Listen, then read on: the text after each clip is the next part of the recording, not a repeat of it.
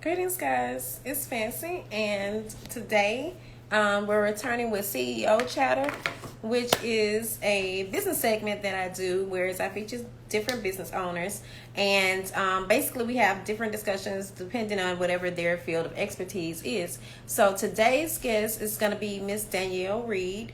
Um, Sorry, I got emails coming through at the same time. I'm waiting on Danielle to come in and just make certain I hadn't missed her.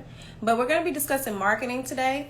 Danielle specializes in digital marketing. For those who may be unfamiliar with her, I'm going to let her, of course, tell you more about herself.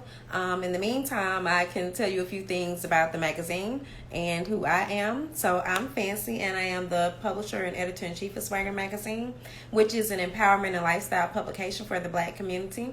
We started out about to be 11 years ago in a month in Baton Rouge, Louisiana. And we started out as a women's magazine, but since then we have also grown to include content for Black men as well, because we realized that Black men also needed empowering. So I see Danielle. Let's see if I can bring her in. Danielle, send me a request, please. It's not allowing me to like click on your name and send one to you. But Swagger Magazine is all about empowerment. A big part of our platform is about business. So I'm happy to have Danielle here with us today. Should be coming in just a minute. Let's see. My glasses look kind of big today. Greetings. Hey, How are you doing? I'm doing good. How are you? I'm good. So, welcome to the first episode. Well, this is actually, I think, what my second or third episode of CEO Chatter. So, thank you for coming on as a guest. And I like to let the guests always kind of introduce themselves, because I think that you can do it better than I can. So, I'm not reading off of something.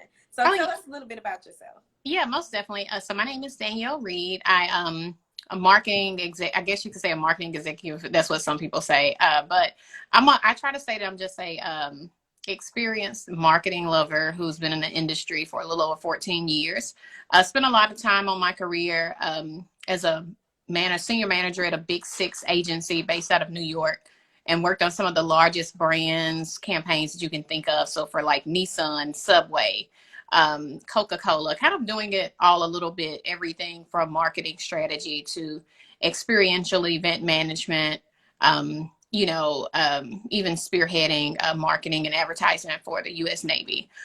So I recently, 2 years ago, I decided, you know what, this I want to, make a larger impact, especially seeing entrepreneurs and small business owners who think that they can't afford marketing and advertising services, or because they've been duped by other people that promised them all these things and failed to deliver.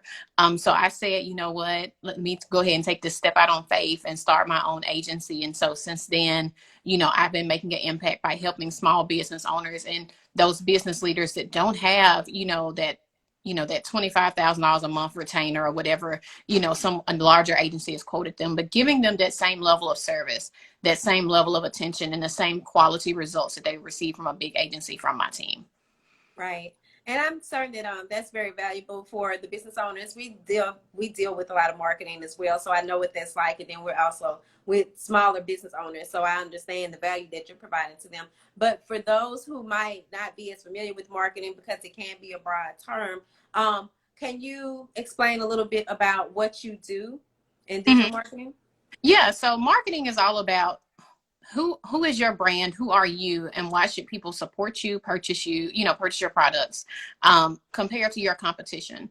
So knowing, what is your brand, and people sometimes they think, okay, well, there are some people who only do branding, which is what people see, what people feel, but marketing is putting the message out there so that people know why they need to support you. So answering those questions on, in elementary school, how you used to always read books and they asked you what, when, where, and why. So Mm-hmm. marketing answers those questions, knowing, where can people support you? Where can they buy your products? Where can they find you? knowing how does this product benefit you, this product or service, whatever you're into, how does it benefit them, and why should they support you instead of your competition? So marketing just gets that messaging out there and basically tells a story. That's a large part of it, is the storytelling, making those connections with consumers so that they know, hey, I can relate to that, or this is a solution, that I'm looking for, and that this person or this company can provide for me. So that's really what marketing is. And, for most companies, I tell people marketing is one of your most important things, because if you don't have customers, if you don't have clients, how can your business survive? Right. Like, what do you have if you don't have that? And it's crazy because oftentimes, and I'm certain you've probably experienced this as well, marketing is the one that's like the one budget that people don't try to sit money to the side for, that people don't try to budget for. And so what are your thoughts on the matter? Like, has that been something that you've experienced a lot? Yeah, most definitely. I would say one of the things that I kind of teach my clients is that when you look at any major corporation, sales and marketing is normally the number one budget item. And so in business, you have to look at it that same way, because if it didn't work, companies like Amazon, like Microsoft, like Apple wouldn't invest into their marketing. And that's going to be your number one return on investment. So usually, I've seen sometimes where small business owners, after they get the processes in place, sometimes they attempt to do a lot of things on their own. So they immediately say, oh, let me put, $10,000 behind these Facebook ads for a year. Then they don't get any traction from it. So they think, oh, this doesn't work. When in actuality, it's just about having a strategy behind it. Because if you try to do anything without a strategy, and that's anything in life, if you say, okay, I'm just going to go to school, but you don't have a plan behind it. If you say, okay, well, I'm going to, try to I'm going to try to make something, but you don't have a plan on how to make it. It's kind of the same thing with marketing. So a lot of business owners just assume, oh, well, you know, I tried this and it didn't work, but they didn't have, a strategy behind it, or they didn't understand the science to knowing who are you trying to reach and where do you reach them. Right. And actually, this was one of my original questions, but when you mentioned those bigger corporations, one thing that I've been hearing a lot lately, is that a lot of the bigger corporations are no longer advertising on Facebook. I wanted to know, if you knew anything about that. Do you see that to be true? Because they were saying that it's kind of like we finally caught on to the Facebook ads, while at the same time I don't know where they've gone to, but they have moved on to other platforms. Yeah, so I can most definitely speak to that in kind of twofold. So of course, last year many companies spoke out saying Black Lives Matter. We're going to be looking to support, platforms that don't allow censorship and things such as that. And so they started a campaign called the Stop Hate campaign, in which all of these people that were spending millions of dollars each month on advertisements on Facebook actually pulled out. For many of them, when they pulled out, they moved their money elsewhere. So many of them start to utilize Snapchat, start to utilize TikTok more, all these different platforms, even pouring back into Google Ads. So while most companies, of course, they utilize the if you don't use it, you lose it budget concept, most of them just reallocated those funds elsewhere. And I think the website is actually still up, where you can see all the companies that pulled their budgets off of Facebook. But it kind of did two things as well, because for small business owners, I try to tell people, even when, speaking into that, I threw this money at Facebook and I didn't see any results. One of the things I try to tell people as well is that you also have to look at when you advertise. So while there were hundreds of companies that did pull away money from Facebook, there were also people that were pouring $1 million a month into different categories, depending on what their area of industry is. So you had, say for instance, you can look at it like if Dove is spending $50,000 a month on Facebook ads and you're trying to sell a soap, you're not going to get any traction because they're spending more money than you, of course, when it comes to what they call price bidding. But so many different companies, they just start to allocate their marketing funds elsewhere. For a company I did some work for at the end of last year, we got a larger return on investment from advertising on Snapchat, made a bigger impact as well, and we're able to reach a broader audience that wasn't on Facebook, that wasn't on Instagram. Wow. And that does make a lot of sense. And actually, I had began to hear of the of people pulling their ads before the whole Black Lives Matter, before it became so politically, I guess you're saying, infused with Yeah. messaging at the time. But I do agree with you there, as well as that about allocating the funds. So there was something that you mentioned. You mentioned a marketing strategy a minute ago when you were just saying, to have a strategy behind you. What do you think are some elements that make up a good marketing strategy? The main thing is knowing who are your ideal customers. Because for so many people, they necessarily don't know who their ideal customers are, even what they look like. Um, some people assume, well, I think that they look like me, or that they're, whatever they come up with as far as this is who would use my brand. But Mm-hmm. at the same time, you have so many different elements that go into it. So knowing beyond who you're trying to reach, what are their habits? What do they do? What does their day look like? When are they highly engaged on social media, if you're going to use social media as your main marketing platform? Knowing what current brands do they like? What do when they're on social media, what are they looking for? So things like that going into your strategy. So building what I call a brand persona. So when clients come to me, one of the major things I try to do is I try to help them build those brand personas, to know who's your client, what do they look like, what products are your competitors do they currently use, and how can you benefit them. So knowing basically knowing what to say to them to make them feel a connection to your brand, and how to reach them and when to reach them. Because if you put the message out there and no one sees it, then it doesn't help. Yeah, that's very true. And also, being relatable is so important in marketing and just, in public relations. People need to be able to like you oftentimes before they are able to buy into whatever it is that you're selling. So I agree with you as far as the language and just building up the profile, as you called it, as well. So what are some of your favorite marketing tools? um Hey, Prep. It really just depends. So as far as marketing tools, it really would depend on the level that a person is looking to invest. There are many free tools out there that people can utilize, such as Later. Facebook has Business Suite, in which most people that try to plan out like their posts for Instagram and things like that, of course, you can go in through Business Suite. The major difference is that now people have been seeing issues when using third party planning platforms on things like social media and things like that.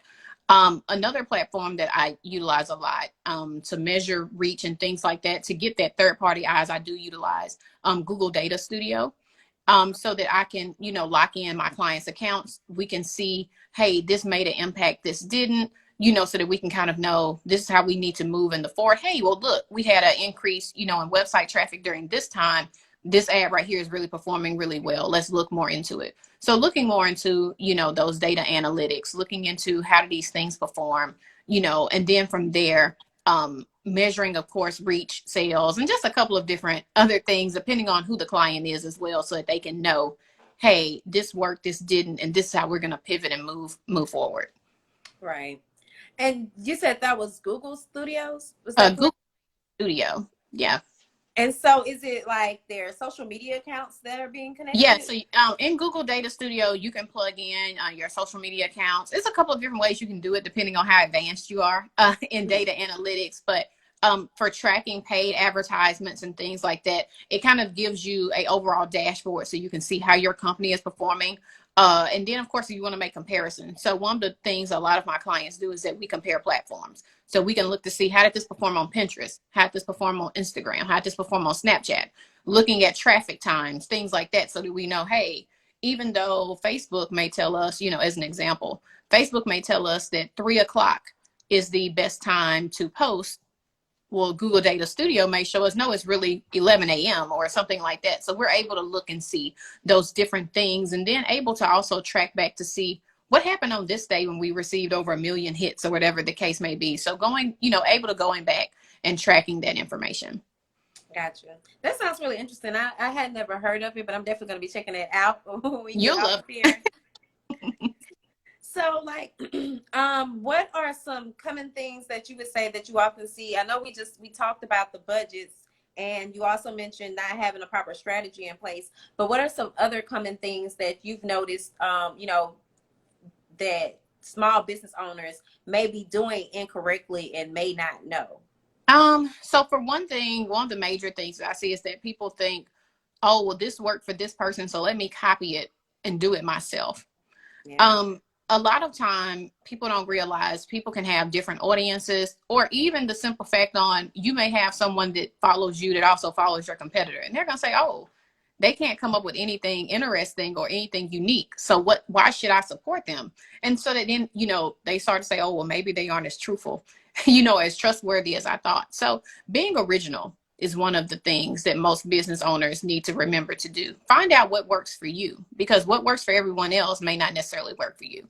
That's part of the reason why, even with my clients, I try not to give them just one broad, general, standard strategy, because everybody is going to be different. Everyone is going to have a different price point. Everyone is going to have a different service that they're offering, and it's going to be something unique. So that's where business owners really have to find out what works for them. Instead of just trying to do something general, niche it down to find out what exactly works for who you're trying to reach. Because once you build on that, then that's what makes it, that's what makes things interesting. Right. And so one thing I want to make sure that I incorporate into this segment is I am a lover of books. Are there any books that you would recommend or suggest, to read to learn more about marketing? Um, hmm. So marketing is really unique because, of course, I tell people by the time a book is usually printed, it's kind of outdated. Um, Yeah. one of the first books that I would recommend for anyone just to get the basics would be The Purple Cow. Um, it's a book where, even though yes, a printed book is available on ebook as well, it gives you those marketing concepts that will never change. So when you're reading, that book, it tells you about that messaging. It tells you about that storytelling. It tells you about finding your uniqueness, because of course we've never seen a purple cow, but it Right. tells you about, those things that you need to start your framework to build your marketing foundation. And not only just your marketing foundation, but building your foundation as a business owner, because that's one of the things that we really miss out on, is that sometimes we focus on the wrong areas instead of figuring out that footprint to make sure that our business can sustain. Right. And that makes sense. And I think I've heard of that. I've never read it, but I'm definitely going to be adding that to my list as well. And I see that you're getting a lot of love on this side. J Style 08 said Danielle is the best at it. You're a freaking marketing rock star, according to Queen Elizabeth 227. And also Queen Elizabeth said that she needed your glasses. So just let you know, I don't know if you're able to see some of the comments that are coming through, but just to be on the safe side. Yeah, I So do. now you've told us about who Danielle is as a marketing rock star. So we know all about you in business. Who is Danielle outside of work? Like, how would you describe your swagger? What makes Danielle Danielle? um um People always ask me, how do I do it? How do I balance motherhood, going to school? Like, even when I started my business, I was in the midst of my graduate program, and I didn't, I went to I try to tell people I didn't go to like an easy program. I actually picked a harder program because I want to challenge myself. So I went to Rutgers and did a dual program there for a Master's of Science and a MBA. And people always ask me, how did I do it? Because even, before I started my own business, I was always, working my full-time job, moonlighting in the evening, at night. So I was always on the go. And so for most people, they just know me as being driven, knowing for me to be that person who I try to balance it all. So not only being a mother, being a wife, being a caregiver, being that friend, and always willing to help out people. So I'm that person where people ask me, how do you balance it all? And I'm like, it's no such thing as balance. But, even like with my community service, my volunteer work, I make time for it. And so that's what people, would say about me. They call me Superwoman, and I'm like, I hate that title, because we often as women, we take on everything, and I try to get to the point where I never pour from an empty cup. But it took me a while to get into my groove, to know what drives me, what's my motivation, and then of course, seeing my results and seeing the people whose lives that I impact. That's really what means the most to me. Right. I feel you on that. So if you were to say, there's one thing that, anyone watching could be doing today to better their marketing strategy, what would you suggest?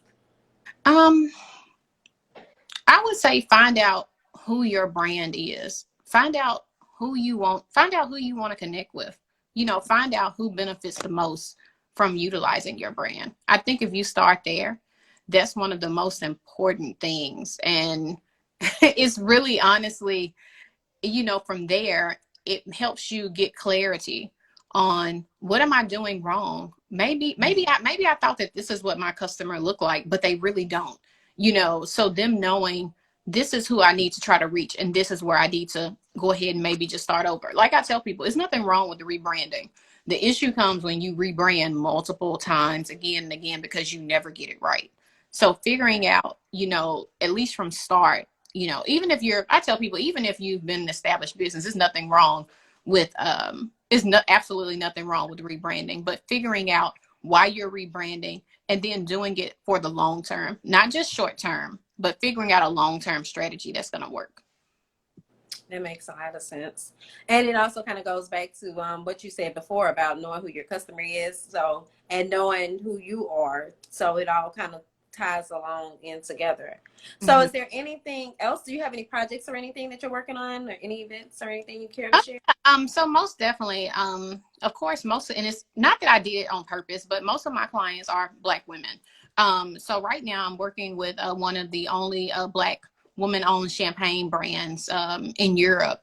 Working with them, Le Pen Roulet, working on them on a couple of things, helping to get the product out in the U.S. The main company it's underneath Rusty Rabbit, so helping them get their messaging out there because as a Black woman company, a lot of times we find it, some people don't want to support us on the way there. Some people look to, oh, how can I use them, and then try to pull myself up.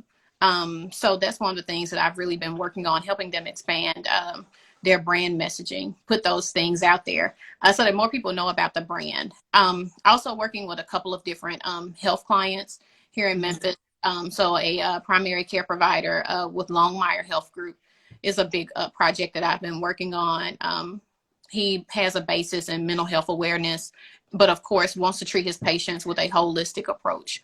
Because of course in the Black community, one of the things that we don't really discuss is mental health. And so for him, working on that. And then of course, another part that I worked on with when I worked for a big agency was influencer management. And so I have a couple of influencers that I'm working with, Royce Morgan based out of Atlanta, working with Prep Curry on a couple of different projects as well.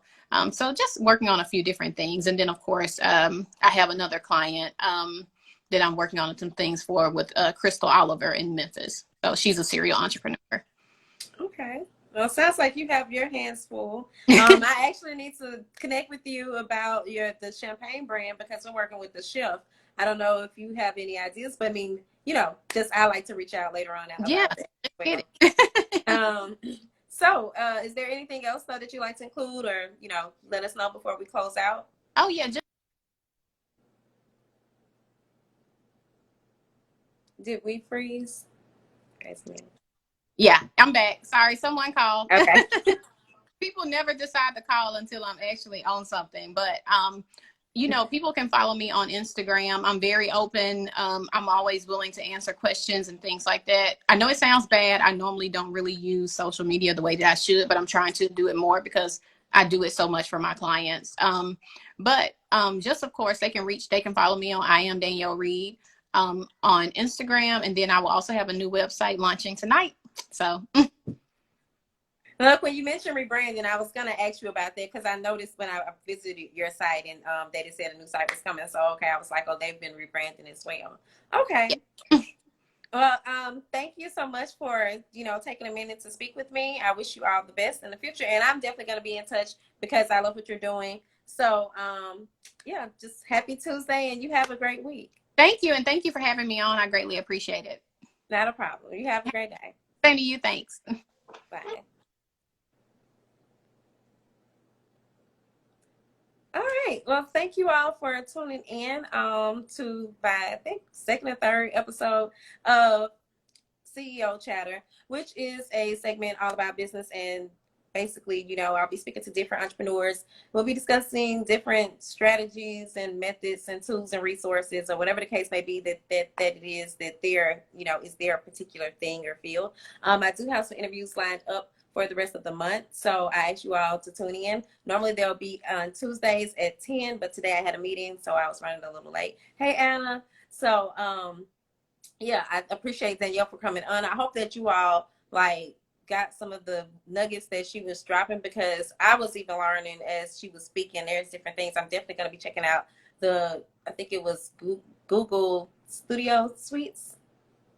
Yeah, I'm gonna have to watch the replay, but that doesn't mean you all can watch the replay too and go back. I hope you all had taken notes as she was speaking. But again, thank you all for tuning in. Tonight we will have Theories and Thoughts returning on Facebook Live. So if you have a minute, we're also going to be discussing more marketing. I don't know why today was just like a big marketing day, but we're going to be discussing